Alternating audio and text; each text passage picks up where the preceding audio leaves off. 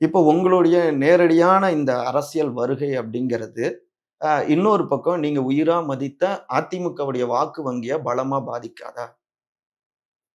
அதாவது அப்படி நினைச்சு தான் ம். நான் இத்தனை காலம் பொறுத்திருந்தேன்.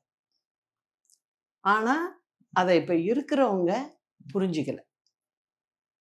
அதாவது அத தலைமையா நினைச்சுக்கிட்டு இருக்கிறவரும் சரி, 2ஆம் கட்ட தலைவர்கள்னு சொல்லிக்கிறவங்களும் சரி, அத சரி பண்றதுக்கு உண்டான முயற்சியில ஈடுபடவே இல்ல. ம்.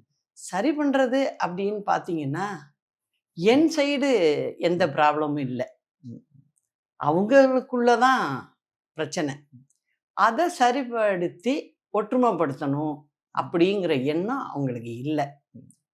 அத நான் தலைவர் மறைவிற்கு பிறகு 2 பிரிவா பிரிஞ்சு, சேவல், புறான்னு தேர்தல சந்தித்த பிறகு, திரும்ப அந்த இயக்கத்த தனித்தனியா இருந்தத நான் ஒண்ணு பண்ணேன்.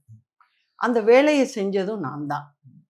அதனால இத சரி பண்ணிடுவோம் அப்படிங்கிறத நெனச்சு, நான் அதாவது எடுத்த உடனேயே நம்ம ஒரு தடாலடி முடிவு அப்படின்னு எடுத்துறக்கூடாது. ஏன்னா, ஒரு அரசியல் அனுபவம் இருக்கும்போது, அவசரப்பட்டு ஒரு தேன்கூட கலக்கிற மாதிரி இருந்துறக்கூடாது என்னுடைய செயல். அப்படிங்கிறதுல நான் ரொம்ப யோசிச்சேன். ஆனா, அதையே அவங்க என்ன நெனச்சுட்டாங்க அப்படின்னா,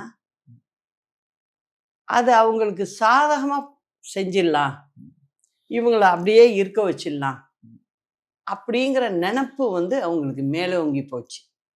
அப்படிங்கிறத இப்ப சமீப காலங்கள்ல நான் அத தெரிஞ்சுக்கிட்டேன். அப்படி இருக்கும்போது நம்ம